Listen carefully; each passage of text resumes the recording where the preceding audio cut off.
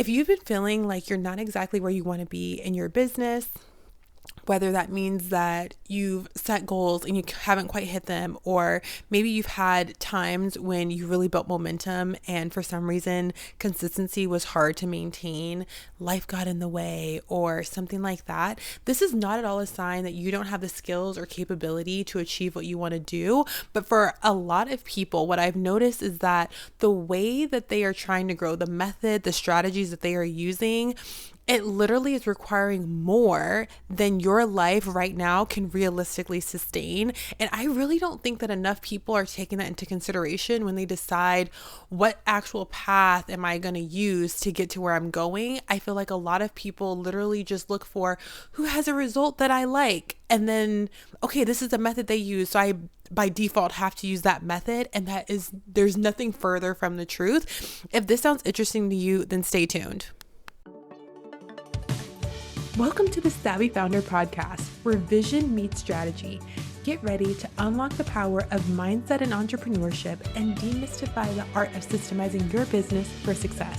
I'm your host, Janae Reed, an engineer turned master mindset coach and systems expert. Are you ready to transform your business and mindset? Then let's dive in and make your vision a reality right here on the Savvy Founder Podcast. I just want to give some examples on how this mismatch can show up. One that I see a lot is people having a business that literally requires them to be visible on a daily basis. And the only reason I'm calling this one a misalignment is because for the most part, for people in my audience, this is not something that they can support on an ongoing basis. It's like on a good day, on a good week, on a good month, it all goes as planned. But then when real things happened, it's not going as planned. And to me, that's really a system problem. That's a strategy problem because it's not actually supporting you. And I don't know the point of having a strategy that's not supporting and that's applying pressure. Another way that this shows up is simply having a full life, right? Because I feel like what's possible for someone when they have kids or a full-time job, it's very different from someone who doesn't have those things and has more free time.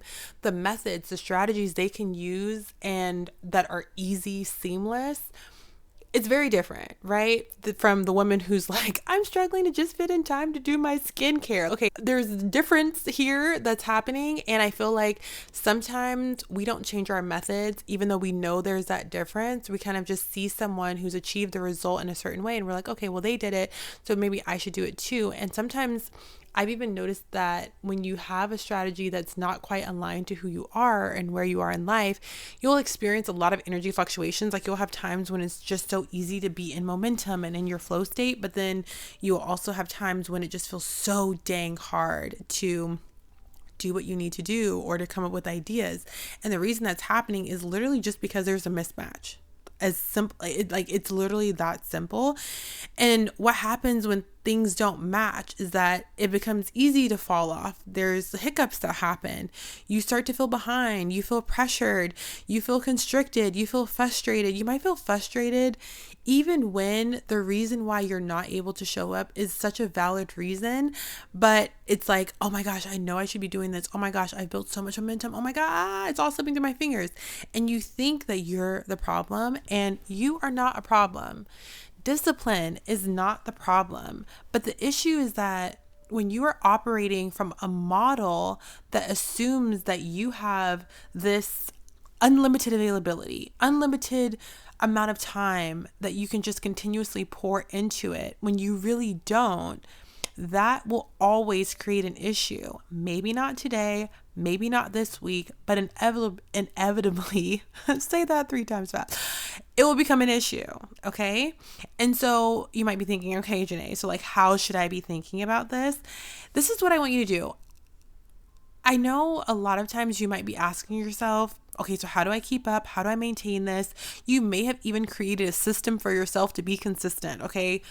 To all the people out there who you either have, however you manage your task and your work, you've revamped it thinking that's going to motivate you. You promise to start on Monday. Listen, I've been there, so I understand. But this is what I ask myself instead is, what kind of business would actually work with my life right now? Like, how could I achieve the same results in a way that would work with my life?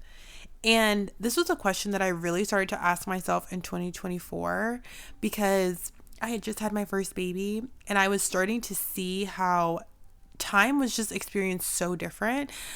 And I knew where I was going, and I knew that the method that I was using, yes, it was working for that period of time. But then when things would happen, when curveballs would happen, whether it was just something that was unplanned, health issues with family, something that was unexpected, it literally was a complete curveball and it did not go unnoticed. And I remember feeling so guilty. And I started to really ask myself, okay, there are so many different business models. And I think that's almost a pro and con of this online digital product business space is that, we have the benefit of having access to so many people who we can look to be our mentors, to give advice, to share what they have been successful in, that sometimes we almost just choose one based on what has worked for someone else, but we're not really taking into account who they are, what's really going on behind the scenes in their life, or maybe sometimes we just honestly don't know, and it's not something that people tend to be really upfront about.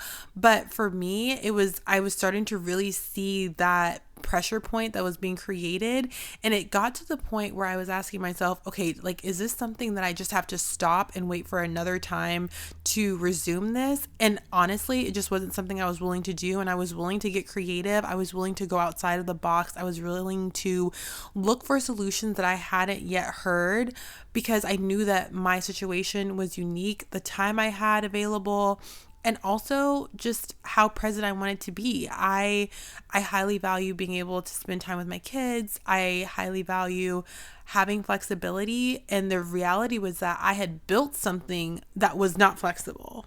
I was literally operating within a system that I myself had created that was not flexible for me. And so I feel like whenever you're ready to start really bridging into, okay, how do I have the type of freedom where if I don't show up today, I know that nothing is like melting, nothing's burning, everything is going to be okay. And the way that you do that is to start creating assets, content that does not disappear in a couple days, in a week.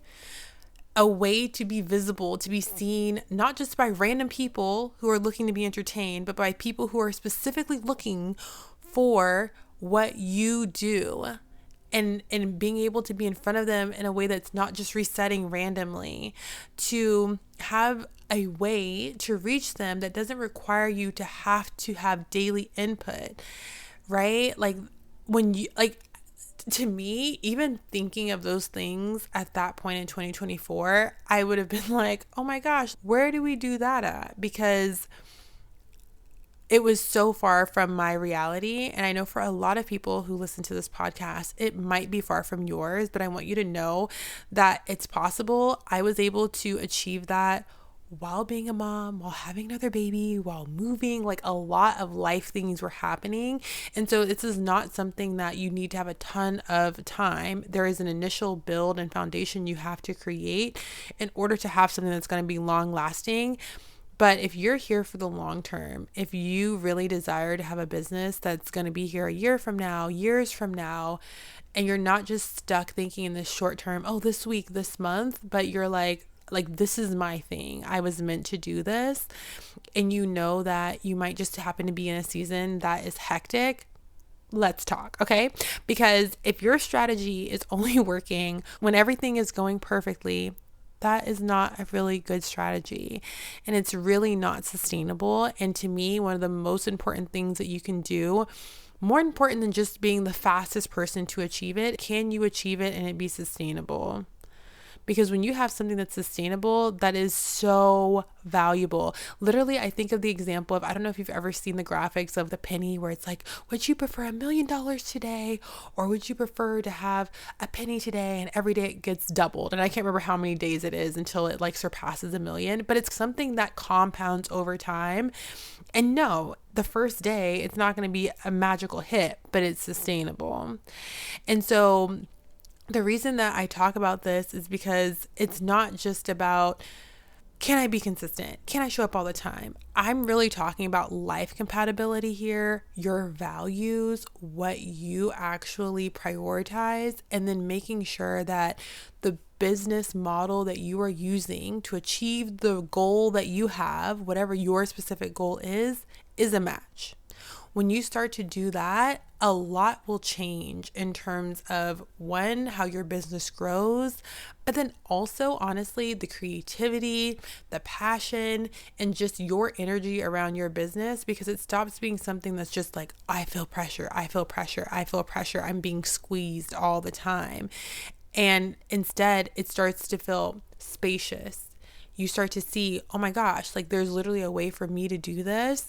And there is. So, if content in your business has been feeling like too much, this is literally what I recommend you start considering, because most cases it's that we've either grossly overcomplicated something, or, which is kind of the same thing, or we're really just doing something that's not sustainable, and that it's really just more than what we are able to give on a regular basis, and you're feeling that misalignment, and it's like pinging constantly, and it tends to get more painful in my experience until we decide to fix it.